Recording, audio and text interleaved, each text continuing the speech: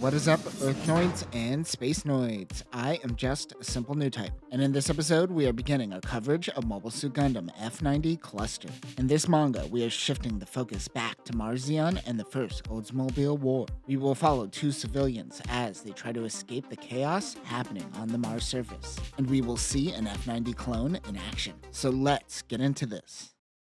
Few speak of this Gundam, and few even know of its existence. This is the F93Y Cluster Gundam. This is based on F91's data. As the age of warring space states loom over humanity, this Gundam acts as a bridge between the two eras. The F93Y Cluster Gundam is the third F90 unit, but not to be confused with F90 Unit 3, which contains the KB personality computer. This version reintegrates the core block system into the mobile suit, but the core fighter is used more as an escape pod than an actual fighter. However, it can attach the F90 backpack to the core fighter, which then makes it a core booster, giving it fighter capabilities. This also has hardpoints to allow for mission packs, weapons racks, and various other attachments. Weapons include Vulcans, Beam Vulcans, a Beam Saber, a Beam Rifle, a Mega Beam Bazooka with the power of a VSBR, and a shield. Also check it out, it's Crossbone Gundam that isn't drawn by Hasegawa. Besides the games, is this the only reference to Crossbone Gundam? Just one step closer to the anime.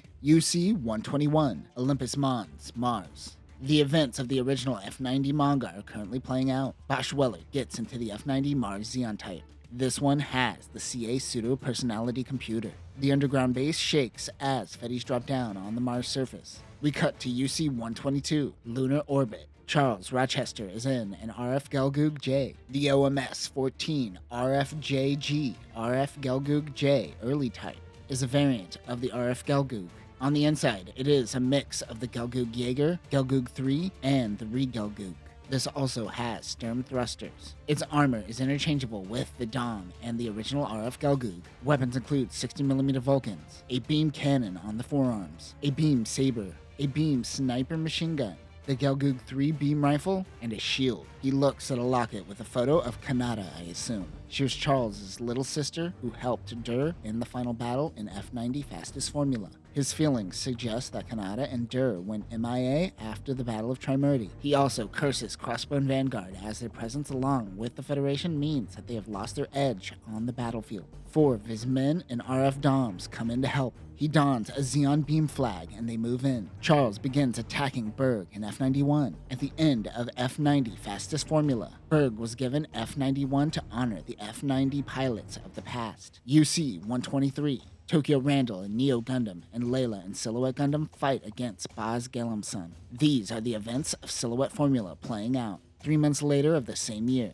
we see Nana Tachibana in the F92L Gundam F92 Long Range type. I will leave that breakdown for a coverage of UC Climax, which we haven't covered yet. She is fighting Shun Bunyi's Burga Gyros, or Stein Bunyi. He is Nana's twin brother. 1 month later, still in UC 123, the events of the F91 movie has played out and Kurotsu Rona has fallen.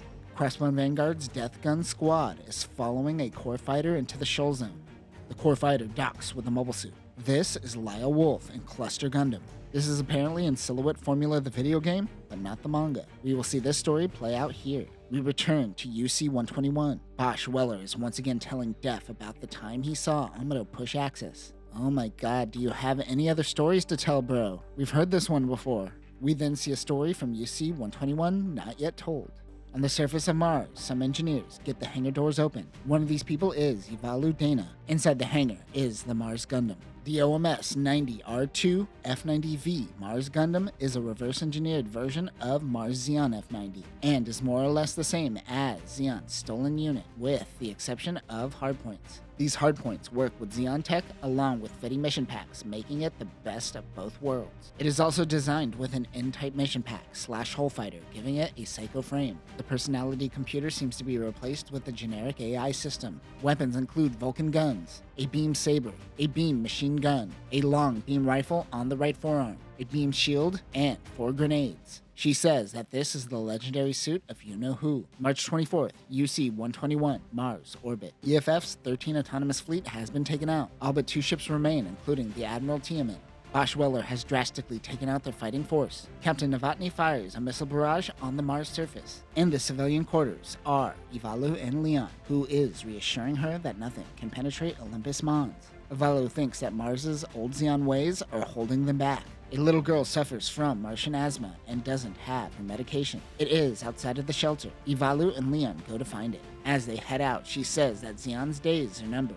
They may kill them all just for being Zeon, so they have to find a way to help the civilians. Jagans touch down on the Mars surface and are met with RF Zaku's. Ivalu and Leon get into the mobile worker and head into a pharmacy. Meanwhile, Def Stallion joins the party in F90 Unit 1. The tremors underground are getting bigger.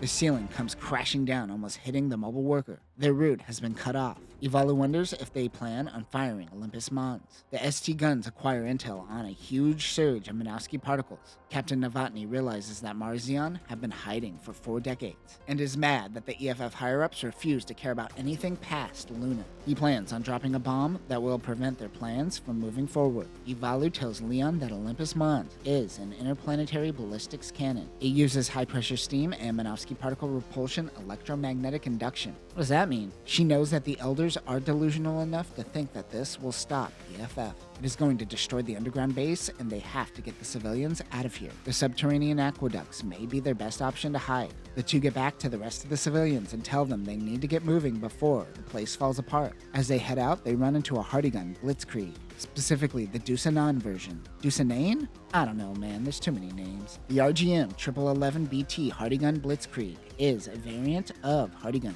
designed for close-quarter combat, such as colonies and asteroids. This is inspired off of the old Gem Strikers seen in Hooligans along with the G-Line. These mobile suits are designed to move in fast and disarm enemies, causing minimal damage. Weapons include Vulcan guns, a beam saber, a triple grenade rack, a quad grenade rack, a twin grenade launcher, a beam spray gun, a beam lance, and a shield. These versions, however, happen to be the Deucenon team spec. This is specifically designed for the Martian surface. The shield has been removed, and additional eye sensors have been added. The Deucenon team is a private mercenary group operating outside of the 13th Autonomous Corps. This group is working with the Gunmad team. It begins firing on them. Leon tries to stop the unit from firing on civilians, but it takes aim at Leon. He pushes Ivalu out of the way, moments before he is about to be vaporized. Mars's F90 comes in to assist. Meanwhile, above Olympus Mons is Dodonga, Ian, and their leader, Gunmad. This is the Death Squad in their gun raid.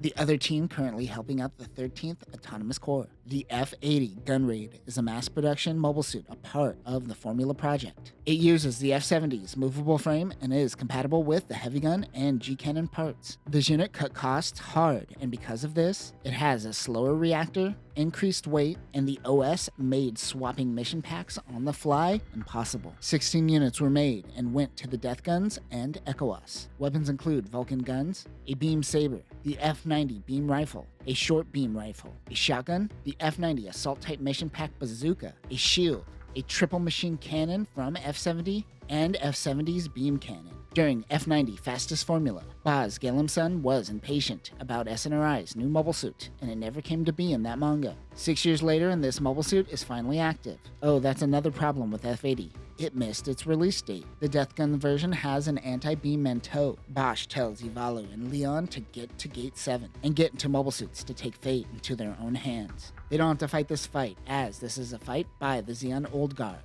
and not the youth. They don't have to die for their mistakes. They still, however, must fight for their survival. Bosch says this to the youth, but laughs at his own hypocrisy as he is the cause of many young Zeon soldiers' death. They try to get it up and running. They could use this to rush through the battlefield and towards the aqueducts, where they can make a break for it. Leon and Ivalu head to the hangar to find the Mars Gundam. Leon wants to pilot it, but Ivalu says that she will, for saving her life before Bosch showed up. She gets into the Gundam. Someone comes over the PA saying that Fetties are right outside Gate 7. One of the Hardigun Blitzkriegs is fighting outside of the gate. As it approaches, Ivalu fires the long beam rifle and rushes out of the gate. The Hardigun pilot calls it an F90, and it throws him off. The Fetty pilot realizes this is a copycat F90, and the pilot is an amateur. She activates the beam shield and blocks an attack. Ivalu then grabs a beam saber and slashes through the torso. The Hardigun goes down. She feels like she is now a combatant and no longer a civilian.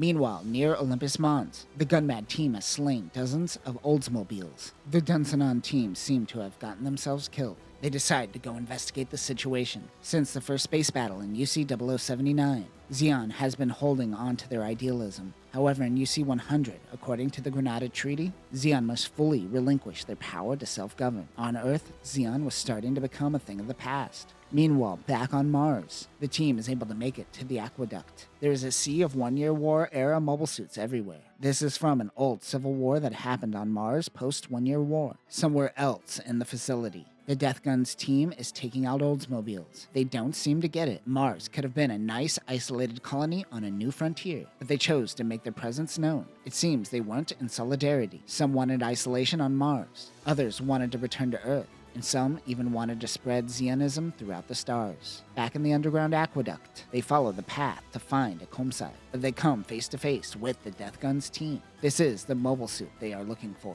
They will destroy the Mars Gundam's limbs and bring in the torso. Ivalu is able to dodge the attack and use the beam shield. She grabs a downed RF Zaku Heat Hawk and rushes in. Meanwhile, at Olympus Mons control system, the Zeon engineers fire the Mars weapon. And that will do it for this episode, and our first introduction into F90 Cluster. It's nice to see us return to Mars Zeon. The question is, will this provide us with the answers bridging Jobjon and SNRI to Mars Zeon and Bosch? How much do you know, old man, aptly named Job? Next time, the Mars Gundam goes up against the Death Guns team. The whole fighter attaches to the Mars Gundam, and they meet a person who goes by the name Yuri Minovsky. This manga just started, so we will give it some time before we return. But that will do it for now, new types. Remember, don't die for old people's ideas. Peace.